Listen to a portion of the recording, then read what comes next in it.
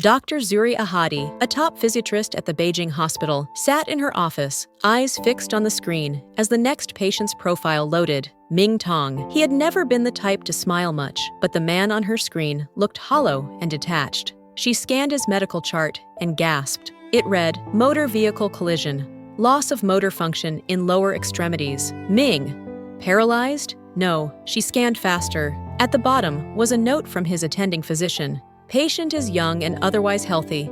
MRI shows spinal cord bruising, not severance. Prognosis: recovery possible, with time, structured rehab, and psychological support. Zuri breathed a sigh of relief. There was still hope. She read the rest of the report, cataloging details clinically. This wasn't how she had imagined seeing him again. It wasn't her fault, of course, but maybe if she had been there for him.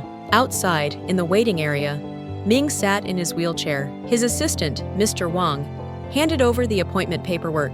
You'll be seeing Dr. Zuri Ahadi. She's young, but she's one of the best. Ming cut him off. Who? Wang blinked. Dr. Zuri Ahadi. Ming pulled out his phone, fingers trembling. A quick search on the hospital website brought up her profile. Her picture stared back at him. It was her, Zuri. As the clock ticked toward the appointment, both Zuri and Ming drifted into memories that felt like a lifetime ago.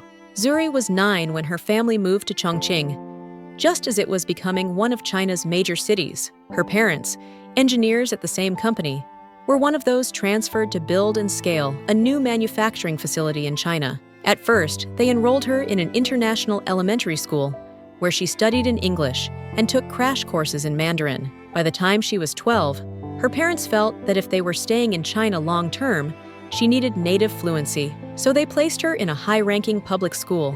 Suddenly, she went from being one of many foreign or mixed kids in her previous school to standing out in a class of almost entirely locals. Her new teacher introduced her to the class and guided her to a seat beside a boy, with his face buried in a book. He didn't look up.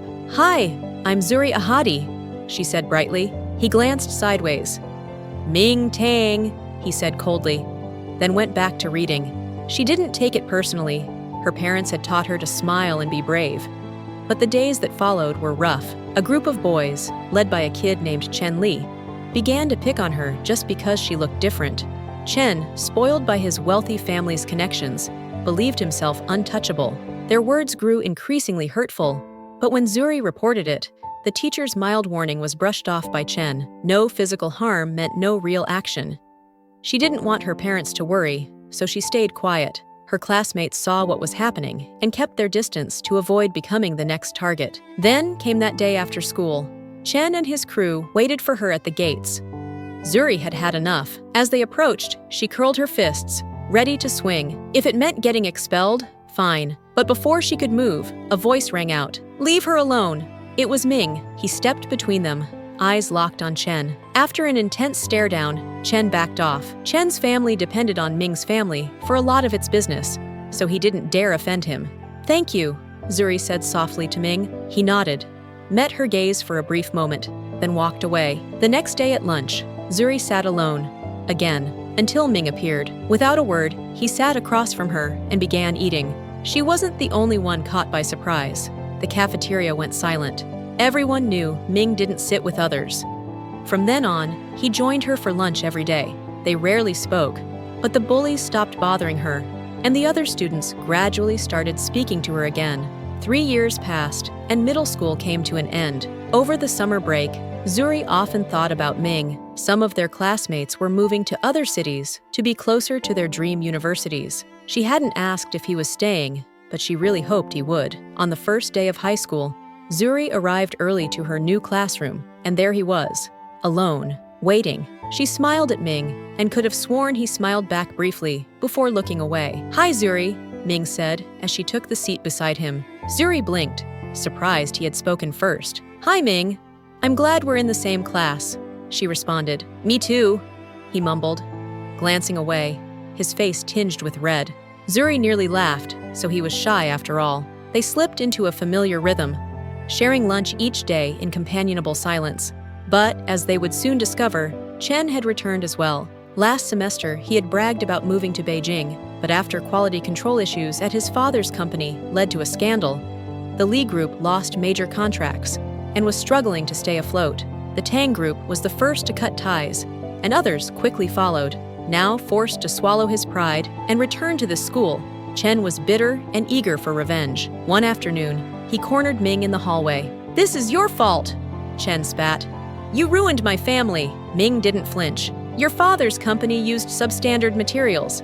It had nothing to do with me." Chen fumed. "If your father hadn't cut ties with us, the others wouldn't have followed. Then go find my father. There's nothing I can do," Ming said, turning to walk away. Annoyed at being ignored, Chen grabbed Ming's shirt and threw a punch. A murmur rippled through the hallway as students began to gather. Ming staggered slightly, stunned, but didn't hit back. "You're insane," he said, his voice calm, too calm. That only enraged Chen further. He raised his fist again. Ming grabbed Chen's arm, still weighing how best to stop him, when suddenly Zuri burst in, pushing Chen aside. "Get your hands off him!" she shouted.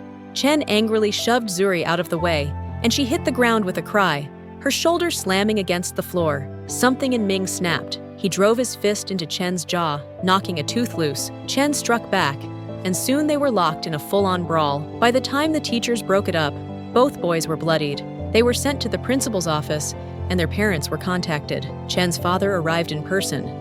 Ming's father, however, sent an assistant to handle the matter. Chen's family offered monetary compensation to Zuri's parents, but they refused. What they wanted was accountability. Though Chen had started the fight, Ming had inflicted the more serious injuries. The school considered suspending them both, a mark that would stain their academic records. But after some negotiation, a few well-placed donations, and plenty of persuasion, a compromise was reached. Chen would transfer to another school, and neither would be officially suspended. The next day, Zuri walked into class and saw Ming already at his desk, bruises still visible on his face. "I'm sorry," he said quietly as she sat down. "For what?" she asked. He looked away, voice low. "You got hurt because of me." Zuri offered a soft smile. "I got hurt because Chen is a bully. Besides, I chose to step in and I'd do it again. Because you're my friend." Ming blinked, stunned. "We're friends?" Zuri laughed. "Of course we are, silly." He smiled then, really smiled, for the first time. After a pause, she asked, "Did your parents get mad when you got home?" His smile faded. Zuri hesitated. Was that the wrong thing to ask? Ming shook his head. "No, it's fine." A moment passed before he added, "My mom died of a heart attack the year before I started middle school, and my dad chose to bury himself in work ever since. He doesn't have time for school fights. Or for me, really." Zuri's heart ached. No wonder he kept to himself. He'd been carrying that pain alone. She reached out, gently touching his hand. "It's okay. You have me now." He managed a small smile. "Just don't get hurt because of me again. I can take care of myself." Zuri rolled her eyes. "Fine. Then I'll count on you to protect me." Ming didn't respond. But from that day, he became fiercely protective of Zuri. He waited with her every afternoon until her parents arrived. And when they couldn't make it, he insisted his driver drop her off instead of letting her take the bus. On the last day before summer break, Ming turned to her and asked, "Will you still be my friend next semester?" Zuri smiled brightly. "Always." "You promise?" he said, holding her gaze. "I promise," she replied, ruffling his hair. Ming swatted her hand away, but couldn't hide his grin. The new semester arrived. Ming got to class early, saving the seat beside him for her. But Zuri didn't show up. Not that day, not the next. A week passed before the teacher told him she had withdrawn. She had broken her promise. He'd forced himself to accept that he'd never see her again. Until now. Ming raised a hand and knocked on the door. "Come in," Zuri called. He wheeled himself into the room slowly, cautiously. Zuri looked up, her expression shifting into something calm, professional. "Mr. Tang," she said, offering a measured smile. "Long time no see. You broke your promise," he said flatly. Her smile wavered for just a moment. "Still as grumpy as ever, I see," she replied, regaining her composure. Then, without missing a beat, she slipped into doctor mode and began asking clinical questions. Ming responded evenly, his voice composed, but his eyes never left her. Inside, he was burning. Why was she pretending everything was all right between them? Fine, he'd play along. But this time, he wasn't letting her walk away. Ming sat through the appointment, his face composed, but his chest in knots. The urge to flip the table battled with the impulse to pull Zuri into a hug. "Mr. Tang?" Zuri's voice interrupted his thoughts. He knew she called him by his last name to maintain professionalism, but it still stung. She sounded like he was a stranger. She politely explained that recovery was possible if he began early rehabilitation, then recommended a qualified physical therapist. Ming's reply was blunt. "I'm not interested." Zuri's tone didn't change, but she was having a hard time hiding her frustration. "Can I ask what your concerns are?" "My concerns?" Ming said bitterly. "Do you really not have anything else to say to me? After all these years, this is it?" Zuri's composure wavered. "Ming, can you please calm down? This is a hospital. If you keep this up, I'll have no choice but to have you escorted out." Her voice was firm, but her heart ached. This bitter, angry version of him was unrecognizable. Outside, Mr. Wang, his assistant, heard the raised voices and knocked. "Is everything all right?" "We're done here," Ming replied sharply, rolling out without looking back. Zuri sat in her office, staring at the closed door. Ming's refusal to cooperate was exhausting. Was he always this insufferable? And also, she hadn't broken her promise. What was he talking about? That evening, at the Tang home, Mr. Wang said to Ming, "I've scheduled your next appointment." "I'm not seeing Dr. Ahadi again," Ming snapped. "I might die of anger." Mr. Wang hesitated before saying, "You won't have to. Your case has been transferred to another physiatrist." Ming froze. "What? Why? I didn't ask you to. Dr. Ahadi recommended it," Mr. Wang responded.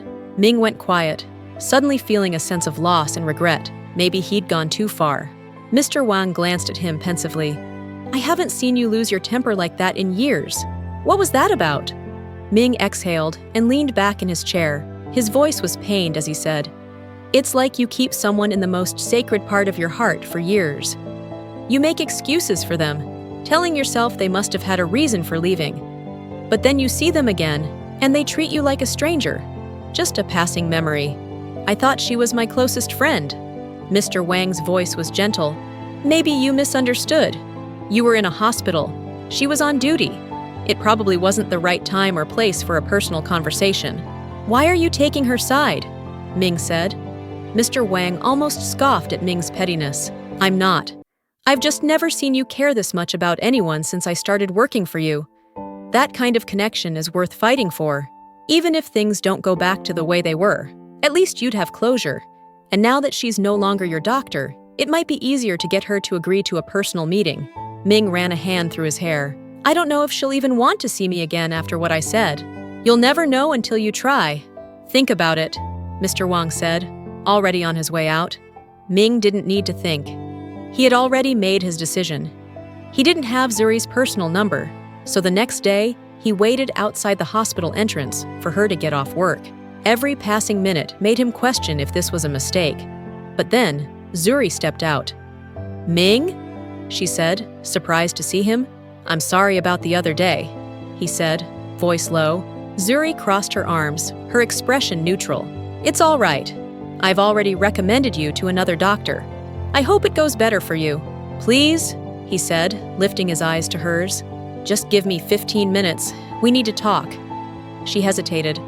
"Not today, but maybe this weekend." Ming happily accepted. That weekend, they met at a cafe.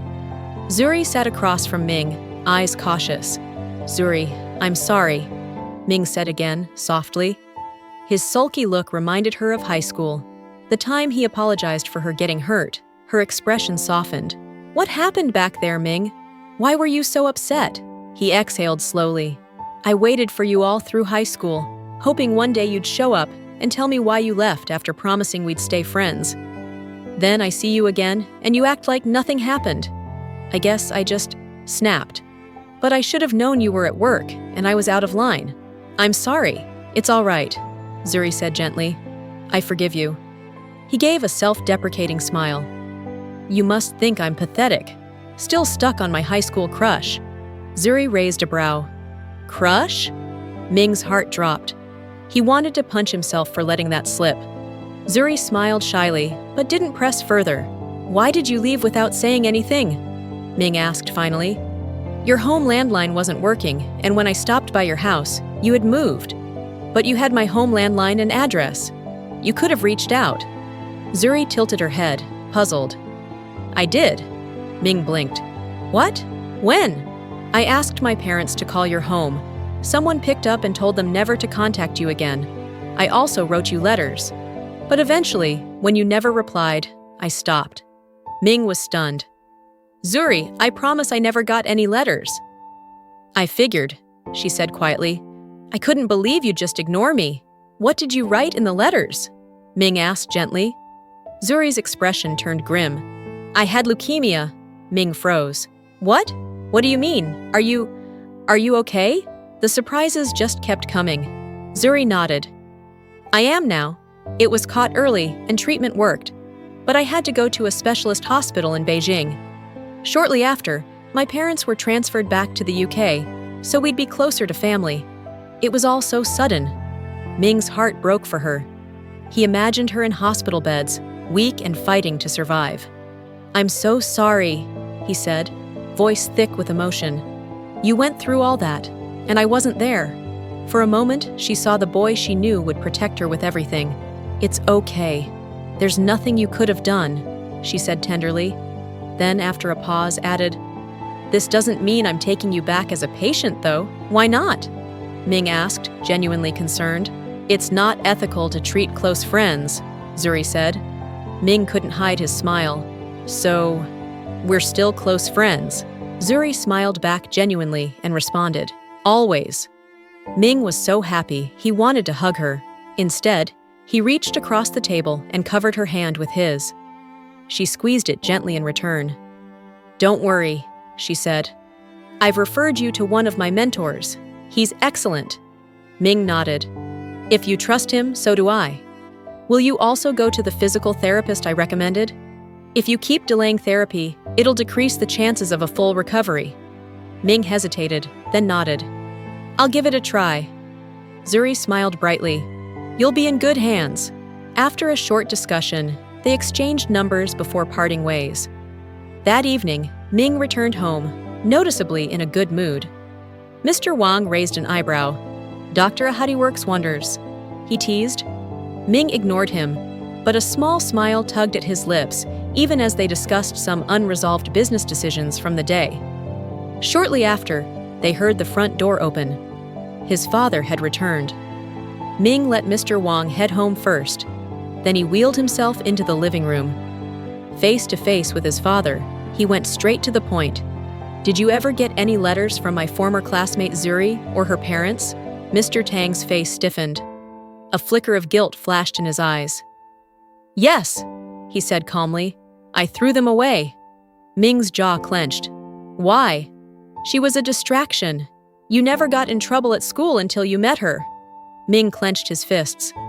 Mr. Li's son, Chen, was obviously the problem, not her.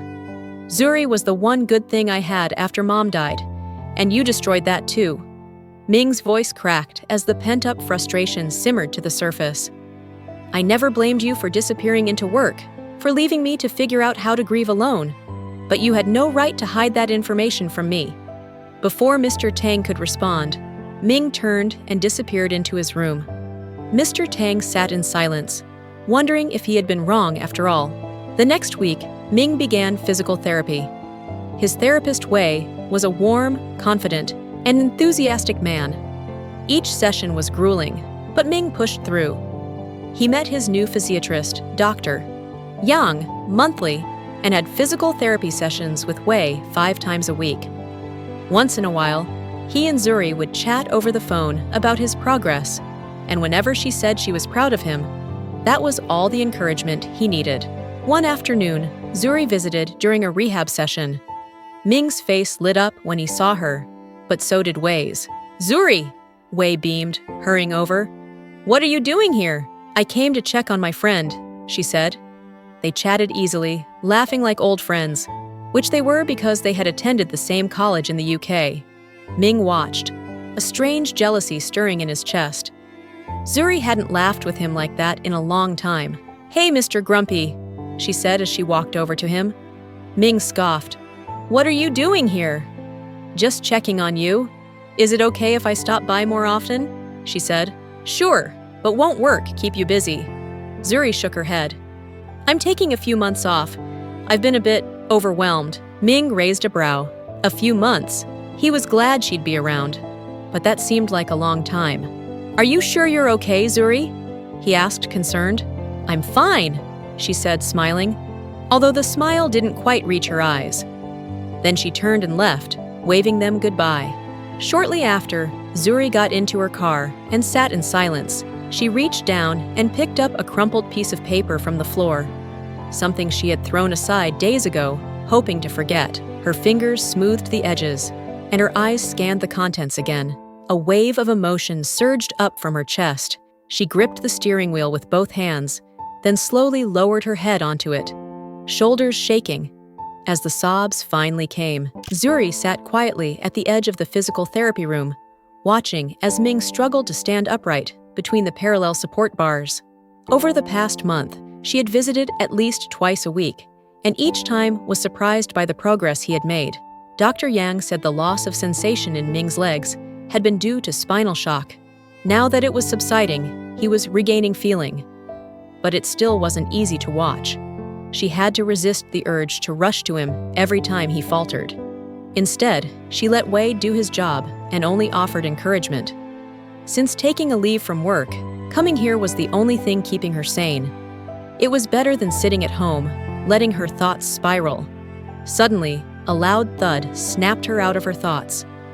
Ming had collapsed and hit his head on the bar during his fall. Zuri leapt from the bench and rushed over.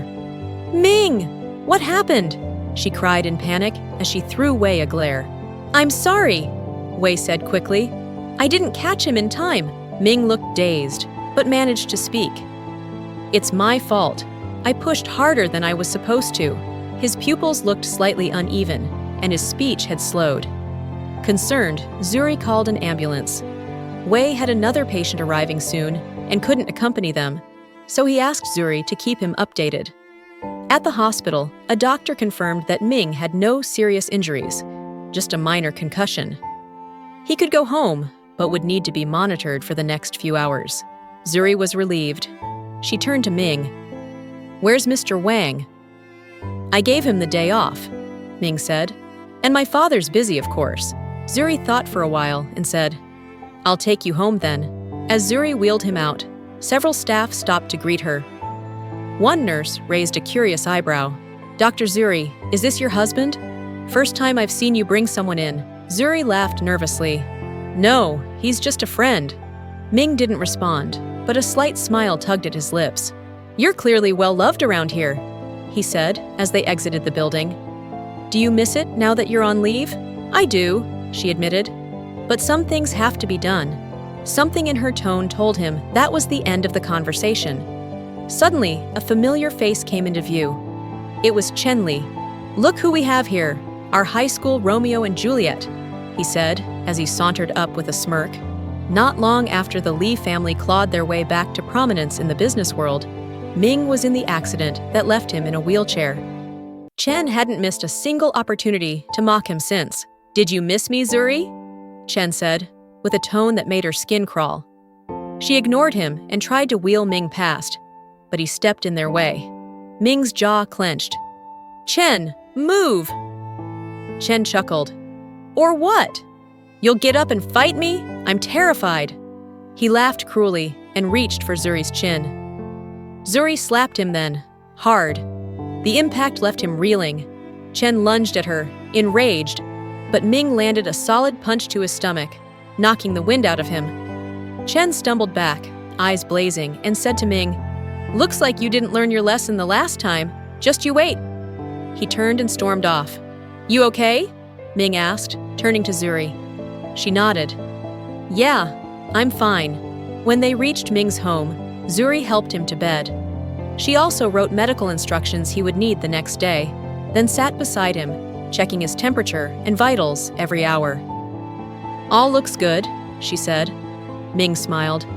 "It's nice having a doctor as my best friend." Zuri blushed momentarily, then her expression shifted. What did Chen mean by, "You didn't learn your lesson the last time"?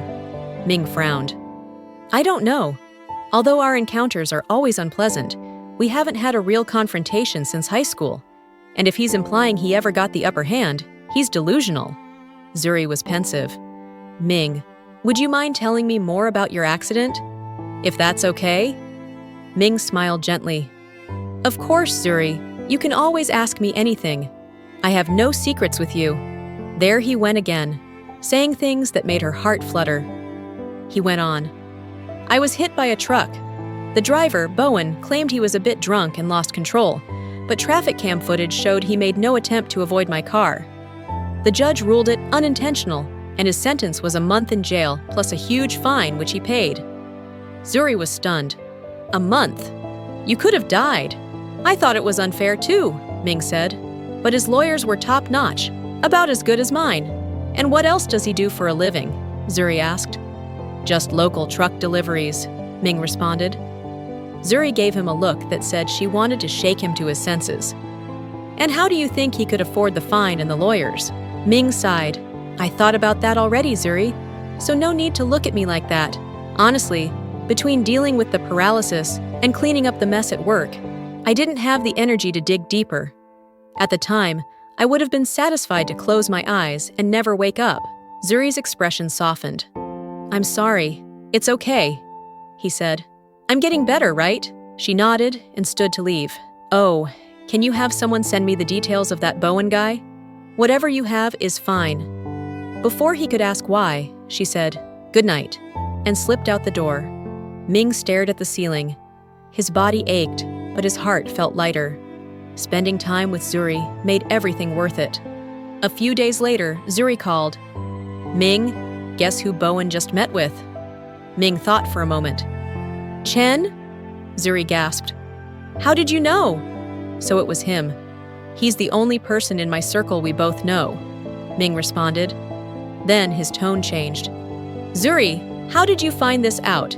Please stay away from him. Don't put yourself in danger. Zuri laughed lightly. Don't worry, I hired a private investigator. Ming relaxed as Zuri continued to explain that although Chen's conversation with Bowen couldn't be heard, it looked like an argument, and Bowen was later seen leaving with a bag, likely filled with cash. Later, he went to a hospital and paid a large sum. His daughter was sick and needed an expensive procedure done. Zuri guessed that he did this for his daughter's sake. I want to meet with him, Zuri said. Ming refused, saying it was dangerous, but they finally reached a compromise. He would go with her. One day, as Bowen was leaving the hospital, Zuri and Ming cornered him. Recognizing Ming, he tried to run away, but Zuri said, If you care about your daughter, give us 30 minutes. Hearing that, he turned back, begging them not to harm her. Zuri calmed him down, and they found a quiet outdoor spot to sit and talk. Bowen was pale and anxious. Why did you do it? Zuri asked gently. He broke down in tears. I had no choice. I'm so sorry. Who paid you? She pressed. I can't say, he said, trembling. Please don't hurt my daughter. We won't, Zuri assured him. But do you want to live the rest of your life in fear? What will your daughter think if she finds out she was the reason you hurt an innocent man? But I'm all she has. Who will take care of her? Bowen cried. Ming spoke then. I know you really didn't want to kill me because you didn't hit me at full speed. So if you tell the truth, I'll take care of her medical bills, tuition, and living expenses through university. I'll also ask the judge for leniency. His voice hardened. But if you don't, and I find evidence without your help, you're on your own. Ming dropped his contact information. Then they left Bowen to think. That night, Bowen sat outside his daughter's hospital room, silent tears streaming down his face. The next morning, he called and said, I'm ready. The case was reopened, and Ming's lawyers began working on evidence to support Bowen's testimony. One evening, Ming's father surprised him by coming into his room with some files. These will help the case, he said, and walked away. Ming called Zuri to share the news. This must have taken weeks to prepare, she said excitedly. That means he was already working on reopening the case. He does care for you after all. Ming wanted to argue otherwise, but let it go. Bowen testified in court that Chen Li had paid him to collide with Ming's car. Coupled with the other available evidence, Chen was charged with attempted murder and given a sentence of 30 years. For turning himself in and aiding in the investigation, plus Ming's petition, Bowen was given 5 years. As the courtroom cleared, Mr. Tang approached Zuri stiffly. "Hello, Zuri. I'm Ming's father. I assume he must have told you about the letters." "I'm sorry," he said regretfully. Ming was stunned to hear this coming from his father. "It's all right. It's all in the past," Zuri said. Mr. Tang nodded and said, "Thank you for all you've done for Ming. You're welcome at the house anytime." Then he walked away. As Zuri got ready to leave, Ming noticed she looked more worn out than usual. He concluded that the court proceedings must have exhausted her. "Thank you, Zuri," he said, "for everything. Life's better with you in it." She smiled softly. "I could say the same. Bye, Ming." Ming returned to therapy and pushed himself as far as his body would allow. Soon, he was able to take a few steps. He couldn't wait to show Zuri. She hadn't been by in a week, and he missed her. That day, Wei also seemed unusually cheerful. "What's got you in such a good mood?" Ming asked. Wei grinned. "I've got a dinner date tonight, with Zuri." The blood drained from Ming's face. "You and Zuri are together?" "Not yet," Wei said with a hopeful smile, "but I'm planning to change that tonight." Ming said nothing. His chest felt tight. Was he too late? Ming lay in bed, unable to sleep. His mind kept drifting back to the possibility that Zuri might say yes to Wei. He had convinced himself he was fine just being her friend, but now he realized that was a lie. At the next therapy session, Wei was unusually quiet, and Ming couldn't help but ask, "So, how did dinner go?" Wei's expression soured slightly. "It was fine, but she said she only sees me as a friend." Ming felt a wave of relief, but just as quickly, it was replaced with uncertainty. If she hadn't returned Wei's feelings, what chances would he have? He put those thoughts aside for the time being, suddenly recalling that Zuri hadn't yet seen his recent progress. He could show her that first. Confessing his feelings could wait. He sent her a message asking if she would like to go for a stroll in the park, and she agreed. At the park, Ming wheeled beside Zuri as they chatted about random topics. Eventually, they found a quiet bench tucked beneath a tree. Zuri sat, and Ming settled beside her.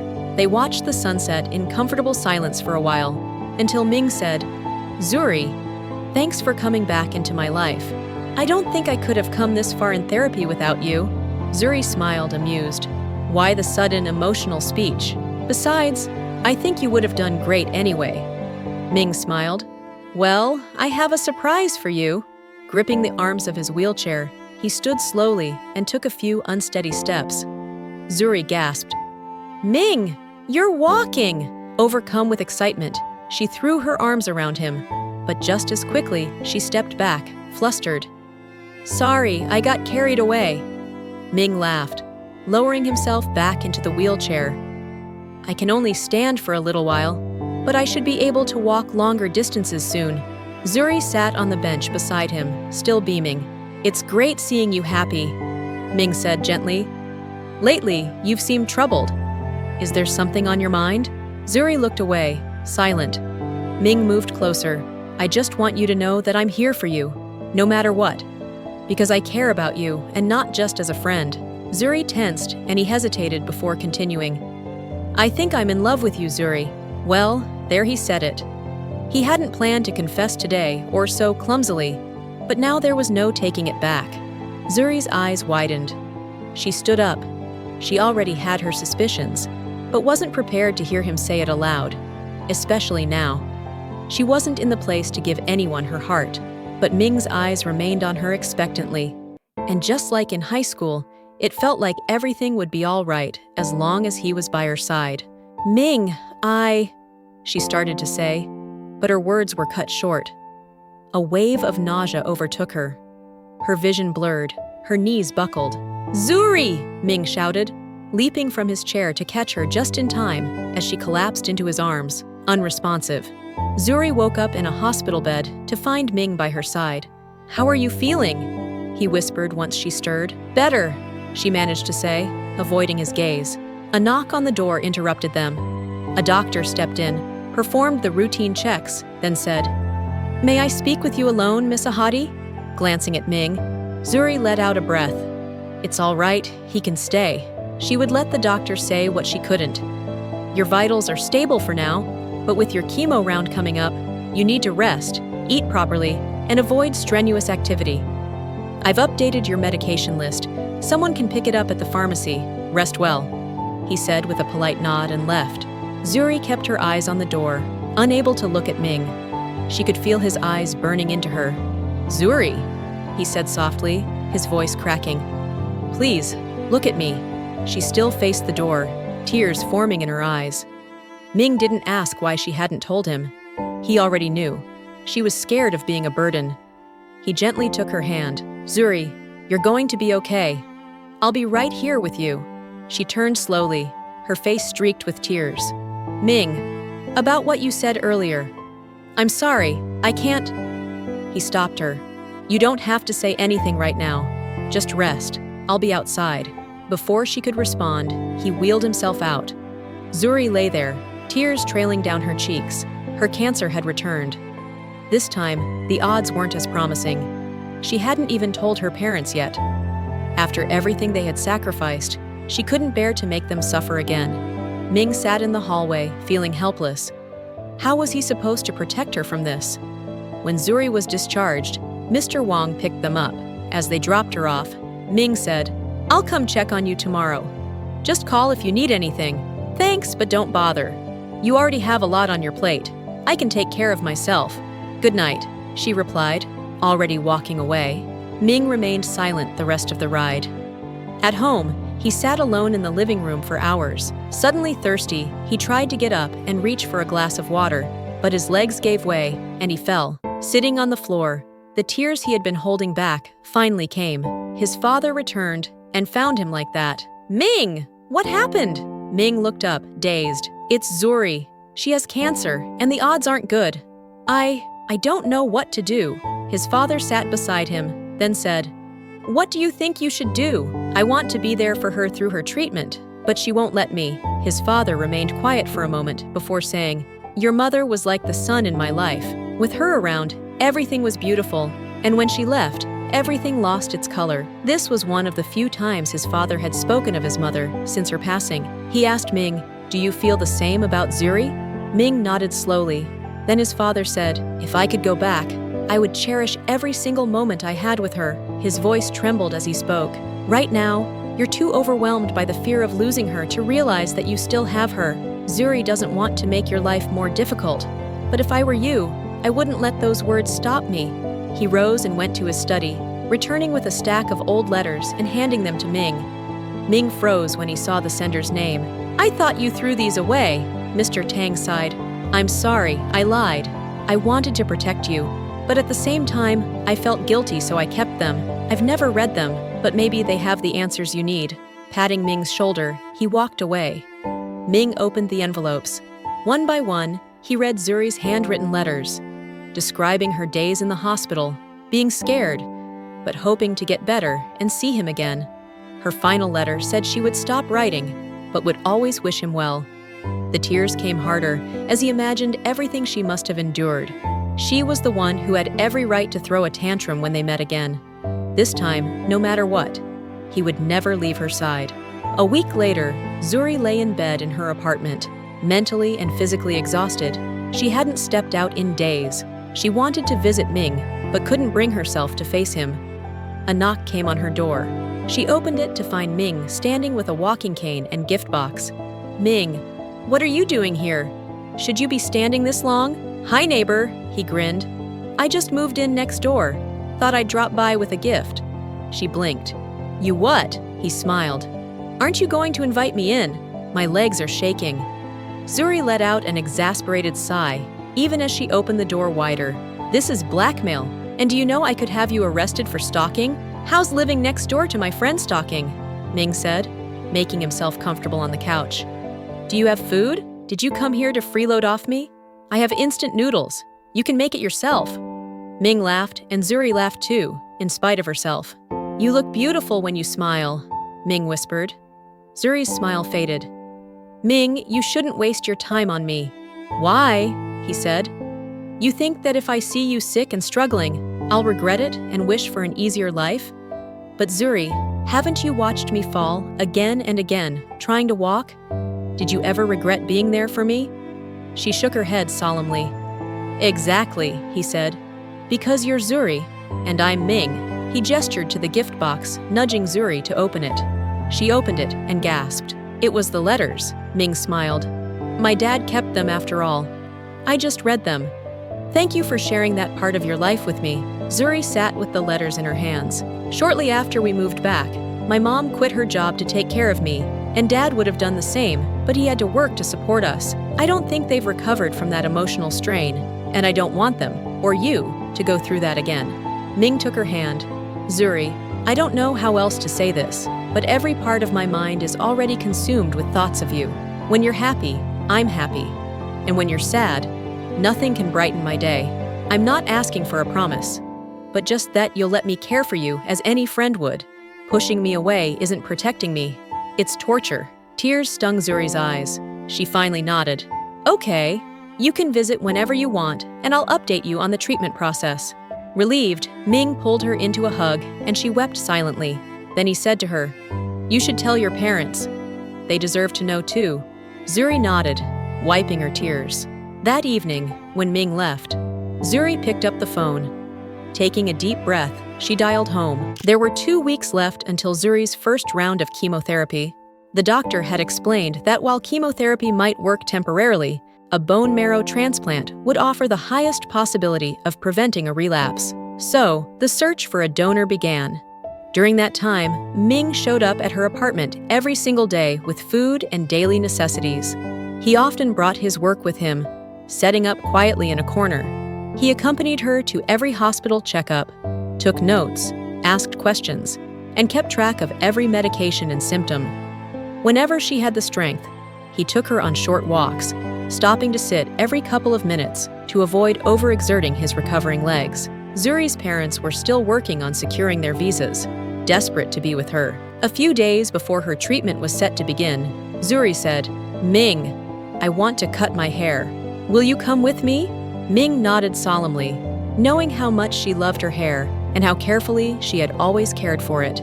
"I might as well take it off before it starts falling out," she said, forcing a weak smile. Together, they went to a salon.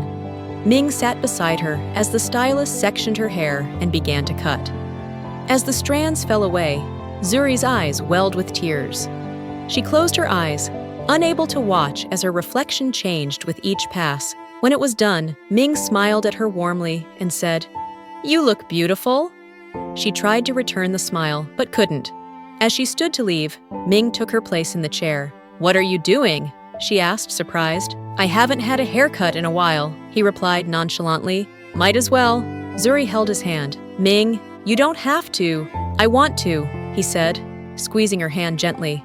By his request, the stylist gave him a matching skin cut. Zuri sat beside him, her eyes brimming with tears. When they got back to her doorstep, Zuri reached up and touched Ming's newly shaved head, then hugged him tightly. "Thank you," she said. He patted her back. "It's nothing. Besides, don't you think I look handsome like this?" She laughed and responded, "You do!" When the time for chemo finally came, Ming helped pack her things for the hospital.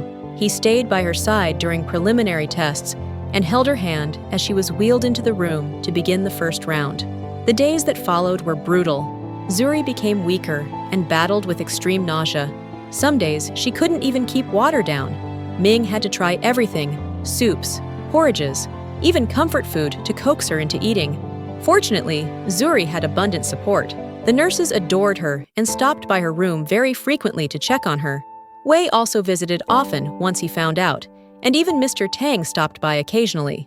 Though Zuri did her best to stay strong, there were moments when she broke. When she thought no one was watching, she'd bury her face in her pillow and cry. Ming knew. He could always tell when she needed time to herself, and he would make an excuse to step outside. Soon, Ming had her moved to a VIP room, one with a large main bed and a sofa bed in the corner, where he often slept, especially if he had been at work all day. Mr. Wang covered for him at the office as much as he could, but as Ming's health and legs began to recover, the company executives started leaning on him again for key decisions. One evening, Ming arrived from work to find Zuri asleep in the hospital room. Sitting next to her, He touched her hand and froze. It was cold, ice cold. He leaned in closer. Her chest wasn't moving. His heart dropped. "Zuri," he whispered. "Zuri!" He cried again, panic rising. His hands trembled as he reached for her neck, searching desperately for a pulse. Suddenly, her fingers closed around his wrist. Pulling his hand to her cheek, Ming let out a shuddering breath and pulled her into a tight hug, sobs racking his chest. "I'm fine, Ming, just tired," she whispered, stroking his back gently. He hugged her tighter, burying his face into her neck. "You weren't breathing," he said, choking back sobs. "The heart monitor's stable," she said softly, pointing to the machine, which had been beeping steadily all along.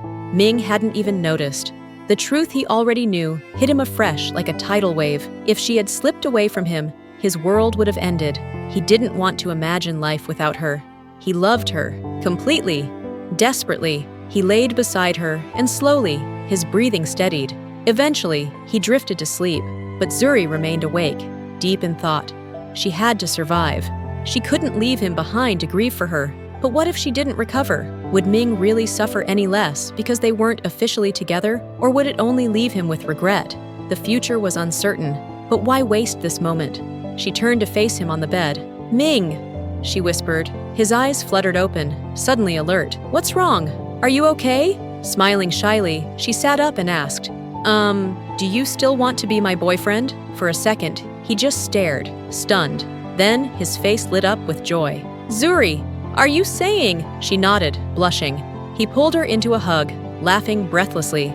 "You still haven't answered me," she teased. He paused and pretended to think. "No," he said pointedly. Her heart dropped. But I thought," she stammered. "I don't want to be your boyfriend," he said, cupping her face with both hands. "I want to be your husband." Tears rushed to her eyes. "Are you sure?" "With my health, I don't know." Ming silenced her with a kiss to her forehead. "You're going to be fine, and I'll be with you every step of the way. We'll grow old together and have as many kids as you want." She shoved him playfully. "Who's having kids with you? I haven't agreed to marry you." Ming sighed dramatically. "Then I'll let my dad know the Tang family line ends here, because I don't plan on marrying anyone but you." Zuri's expression turned somber as a sudden realization hit her. She looked away and said, "Ming, even if I get through this, I might not be able to have kids in the future." Ming almost felt like kicking himself. He hadn't considered that her fertility might be affected by the treatment. Without hesitation, he took her hand and said, "Zuri, look at me." When she turned to face him, he said, "I meant what I said. I'm not marrying anyone but you. If we can't have kids, we'll adopt. And if you'd rather not have any at all, I'm content as long as I have you. So please don't worry about that, okay?" Zuri's eyes brimmed with tears as she nodded and threw her arms around him, holding him tight. "I love you, Ming," she whispered. He wrapped his arms around her, overjoyed by the words he'd waited so long to hear. "I love you too, Zuri," he whispered back. Then, pulling back just slightly, he added, "So, will you marry me?" She nodded, tears slipping down her cheeks. And there in his arms, they talked softly, late into the night, until sleep finally claimed them both. As sunlight poured into the room the next morning, Ming stirred and smiled when he saw Zuri sleeping soundly in his arms. Gently, he kissed her forehead. A cough sounded from across the room. Ming turned and froze in horror. Zuri's parents were sitting on the sofa in the corner. Mr. Ahadi fixed him with a piercing glare, while Mrs. Ahadi was trying not to laugh. Ming shot out of the bed, stumbling as he scrambled to his feet and grabbed his cane. Zuri stirred, rubbing her eyes. When she saw them, she gasped, "Mom! Dad!" Her mother rushed to her side. "Hi, baby!" Mr. Ahadi momentarily stopped glaring at Ming and joined them. "I thought you weren't arriving until next week," Zuri said. "We wanted to surprise you," her mother replied, smiling. "We didn't expect this." Zuri glanced at Ming, and her face turned crimson. Ming looked like he wanted to disappear into the wall. "Dad, Mom, this is Ming, my friend from high school," she said. "The one who never replied to your letters?" Mr. Ahadi asked dryly. Ming flushed. "That was a misunderstanding, sir. I would never intentionally ignore Zuri." Mrs. Ahadi smiled kindly. "It's okay, Ming. Zuri told us everything. My husband's just teasing." "Who's teasing?" Mr. Ahadi retorted. "I'm dead serious." Zuri laughed. She had missed this banter. She turned to Ming. "You should probably head to the office." He nodded and started toward the door, then turned back. "Sir, ma'am, I'd like to ask your permission to marry Zuri." Zuri nearly choked. Her parents were too stunned to speak. "I would have waited for better timing," Ming continued nervously, "but I thought it would be irresponsible to leave without telling you, especially after how you found us. But I promise nothing happened last night." Zuri buried her face in her hands, wishing the floor would swallow her. Mr. Ahadi stared at him coldly. "We'll discuss this later. You can go." Ming gave Zuri a sheepish grin as he limped out. When Ming was gone, Zuri's parents turned their attention to her. Her father's face softened. "How are you, Zuzu?" he asked. Hearing her childhood nickname, she reached out and hugged him. "I'm fine, Daddy," she said, sobbing. He kissed the top of her head. "I know our baby girl's strong. It's okay. We're here now." Later that day, Zuri began to discuss her treatment plan and the search for a bone marrow donor with her parents. Mr. Ahadi thought for a while before saying, "Maybe I can see if I'm a match." "No," Zuri said emphatically. "You and Mom should be enjoying retirement, not risking your health for me." Mr. Ahadi smiled gently and said, "A parent's duty is to protect their child. We've never regretted anything we've done for you, and we never will, because you are our joy. If anything happens to you that I could have prevented, I'll never forgive myself. Besides, the doctors will check if I'm in good enough shape to do it." Zuri turned to her mother for help, but Mrs. Ahadi nodded in agreement. "We've already discussed this." Zuri looked down, dejected, hating the fact that her parents had to go through so much for her again. For their sake, she would survive this. Mrs. Ahadi suddenly cut in. "So, about you and Ming?" Zuri smiled shyly as she told them everything. Still blushing, she said, "Ming proposed last night, and I said yes." Her mother smiled lovingly. "You really love him, don't you?" "Very much," she acknowledged. Her father scoffed.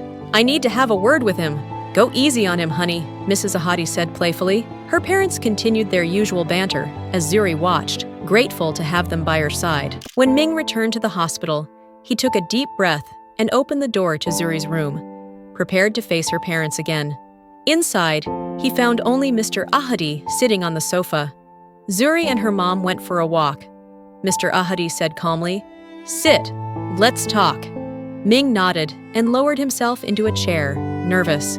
"How do you feel about my daughter?" Mr. Ahadi asked directly.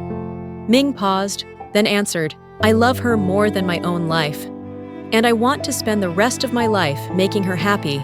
Mr. Ahadi leaned forward, eyes fixed on him. "What if you don't have that long together?" Ming exhaled, then said, "We will. But if we don't, I'll make sure the time we have together is beautiful and unforgettable." Mr. Ahadi nodded slowly, then said, "I'll be donating the stem cells for Zuri." Ming's head snapped up. "But you haven't done the match test yet."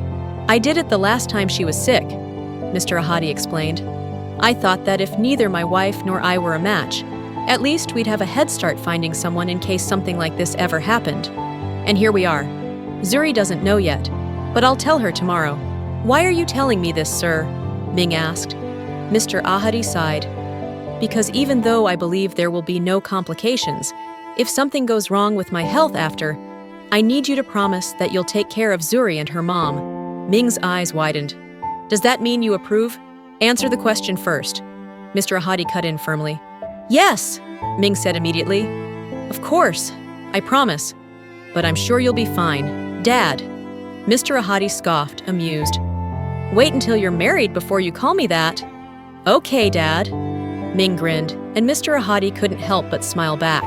A few minutes later, Zuri and Mrs. Ahadi returned, puzzled to find them both smiling. Her parents eventually went to Zuri's apartment to rest from their long flight. They agreed to take turns with Ming, staying overnight with Zuri. The next morning, Mr. Ahadi shared the news about the stem cell donation with Zuri. She had already suspected it for years, and, given yesterday's conversation, she was ready. The doctors ran another match test as standard procedure, and it came back positive. Mr. Ahadi was given a preparation plan to optimize his health for the transplant. Zuri's care plan was also adjusted to prepare her for conditioning therapy, which would put her in her weakest and most vulnerable state, but was necessary to accommodate the new stem cells. Over the preparatory weeks, Zuri could feel Ming's increasing worry whenever they were together, though he masked it well, doing everything he could to lift her spirits. One afternoon, when they were alone, Zuri told him softly, "Ming, let's get married." Ming froze. He understood that she was afraid to leave with regrets, but he was even more terrified that she was starting to let go. He took her hand and said desperately, "Zuri, we'll get married once you get better. Then we can have a huge wedding, anywhere you want." She shook her head, eyes glistening. "Let's do it now, before I start conditioning therapy. We can just register it and have a small ceremony here. Please." Ming nodded, his heart aching. A few days later, they were married in the hospital, with Zuri wearing a simple white dress and Mr. Ahadi as the officiant. A small group of witnesses were present: Zuri's mom, Ming's father, Mr. Wang, Wei, Dr. Yang, and a few of Zuri's other colleagues. They all left shortly after to give them time alone. That night, as Zuri lay next to Ming, she whispered, "Ming, if I don't get better after all this, I just want you to know that meeting you has been the best thing that ever happened to me." Choking back tears, Ming said, "You'll be fine, my love, and meeting you is the best thing that ever happened to me too." He held her close as she drifted to sleep. 2 days later, Zuri was moved to the BMT or bone marrow transplant unit, where she began conditioning therapy. Due to the high dose of chemo used, her immune system was basically non-existent, so her new room was kept very sterile, and the protocol regarding who could visit her and for how long was very strict. Her parents were with her during the day, but since only one family member was allowed at night, they let Ming have that chance. By now, Ming had stepped down entirely from his role in the company. To his surprise, his father supported the decision. The day of the transplant arrived. Mr. Ahadi was taken into the donation room, and hours later, Zuri was injected with the stem cells. Mr. Ahadi only suffered slight discomfort and recovered over the next few days under the watchful care of his wife and Ming. Zuri, meanwhile, was monitored closely in the BMT unit. Over the next 2 weeks, tests confirmed successful engraftment of the new stem cells. Soon, she was able to eat, take her medicine, and move around with minimal help. Ming started to feel a sense of hope, but remained on edge. Although Zuri's parents advised him to take care of himself too, he often forgot to eat, and some nights, worry kept him from sleeping. Though his legs were almost completely healed, the continuous neglect of his health pushed him to the brink of a mental and physical breakdown. One day, Ming was on his way to Zuri's room with some daily supplies when his vision suddenly turned blurry and he lost consciousness. He woke up in a hospital bed, weak and disoriented. Beside him, he heard a nurse say to another nurse, "The patient in 305 passed away. We'll need to have the room cleared." Ming's eyes flew open. What did you say?" he asked hoarsely. The nurses were startled. "Sir, you need to lie down," they tried to say, but Ming had already yanked the IV from his arm. He stumbled down the hallway toward the BMT unit, his limbs heavy, his head spinning. He collapsed in the hallway, heart pounding. 305. That was Zuri's room. She had been fine before he left. What happened? How long had he been unconscious? "Ming?" a voice called. It was Mrs. Ahadi. "What are you doing here, son? You should be resting. You fainted from exhaustion a few hours ago. Don't scare us like that." Ming blinked. "A few hours? Zuri, is she?" "She's fine," Mrs. Ahadi said gently. Ming released a breath. "But the nurses said the patient in 305 passed away." Mrs. Ahadi's gaze softened. "That was Zuri's former room, dear, before the transplant." Relief washed over Ming as his mind cleared. He buried his face in his hands, trembling. "I need to see her," he croaked, getting up. Mrs. Ahadi turned to the nurses, who looked like they wanted to drag Ming back to his room. 5 minutes, please," she said, and they reluctantly agreed. When Ming entered the room, Zuri smiled at him affectionately. "Hi, honey. Are you feeling better now?" Without a word, Ming closed the gap between them and embraced her. Zuri returned the hug, but later gave him an earful about taking care of his health. That same day, the doctors told them that Zuri's blood count was high enough for her to be discharged by the end of the week. She would continue outpatient care at home, but would be monitored till they were sure the cancer was in complete remission. They were all overjoyed at this news. Ming arranged for Zuri's parents to stay in his apartment, while he and Zuri moved into her unit next door. Mr. Tang had invited them to the family home, but they wanted to be near Zuri, and Zuri wanted to be somewhere familiar. The months passed. Ming became Zuri's full-time caregiver. Her parents returned to the UK temporarily, to fly back as soon as their visas were renewed. One night, as Zuri lay nestled in Ming's arms, she asked, "Do you ever wonder what your life would be like if you hadn't met me? You wouldn't have had to go through all this pain." Ming thought briefly. Indeed, these past few months, he had shed more tears, felt more fear and heartache than he ever had before. But then he said, "I don't want to imagine my world without you in it. As long as I have you, it's all worth it." Zuri snuggled closer and kissed him softly. Ming deepened the kiss, pouring every ounce of love into that moment. The years passed. Zuri opened her eyes one morning, struggling to breathe. Tiny but strong hands were covering her nose. It was their 1-year-old son, Fei Tang. She sat up in bed with him in her arms and checked the time. It was just 3 a.m. The motion woke Ming. "What's wrong, honey?" he mumbled. She chuckled. "Your son was trying to smother me in my sleep again." Ming laughed. "I see. So he's my son when he's naughty, and ours when he's cute." Grabbing Fei from Zuri, he kissed his cheek, then said, "Fei, no one is allowed to hurt my wife, not even you." Fei, clueless, wailed in response. His diaper was soiled. Zuri tried to get up, but Ming stopped her. "Go to sleep. I've got it." It had already been 6 years since the transplant, and 5 years since she went into full remission. She had even started seeing patients again. But for Ming, every day was a gift he didn't dare take for granted. After cleaning Fei and feeding him, Ming rocked him to sleep and laid him next to Zuri. Then he sat quietly on the bed, watching them, his 2 miracles, his whole world in one frame. When Zuri woke up, Ming and Fei were gone. There was a note that said, "Meet me at this address. Wear something nice." Zuri chuckled. What was Ming up to this time? When she arrived there, she found a beautifully decorated banquet hall with dangling chandeliers, a red carpet, and soft music. At the end of the hall was Ming. "What's going on? Where's Fei?" she asked, approaching. Ming chuckled. "The little rascal's fine, sweetheart. I've wanted to do this for so long. We got married so hastily, and under the circumstances, you didn't care for a grand celebration, but I've never forgotten about it. You deserve a proper proposal and wedding. Every day, I'm thankful to be able to spend another moment with you. I promise to love and cherish you, come what may, for as long as I live." He got down on one knee and extended a ring. "Zuri Ahadi, will you spend the rest of your life with me?" Zuri laughed, teary-eyed. "Of course, honey." Ming stood, slipped the ring onto her finger, and kissed her tenderly. Friends and family suddenly emerged, cheering. Mr. Tang was holding Fei, and Zuri's parents were standing beside him. A month later, they celebrated their 6-year wedding anniversary and vow renewal in a grand wedding-style ceremony. That evening, the entire family, including Zuri's parents, Mr. Tang, Zuri, Ming, and Fei, had dinner together at the Tang family house. Laughter and joy filled the air. At night, as Zuri and Ming lay in bed, she said to him, "It all feels like a dream." He kissed her forehead. "I know, but it's real." Zuri then grinned mischievously. "Is this the part where we grow old and have as many kids as we want?" Ming laughed. "I guess it is," he said, pulling her into a kiss. 50 years later, Zuri, now advanced in years, lay in her bed. Ming sat beside her, holding her hand. She could feel her strength slowly dissipating. Their children, Fei and Yulan, and their grandchildren surrounded them. Although they were weeping, they sang her favorite songs to her and shared many memories from their childhoods. Then, Zuri asked for a moment alone with Ming. Tears welled in his dim eyes. Though this moment was inevitable, he still couldn't bear the thought of being separated from her. But this was better than him leaving first. She would not be left alone. Zuri spoke with great effort. "We did it, darling. We grew old together."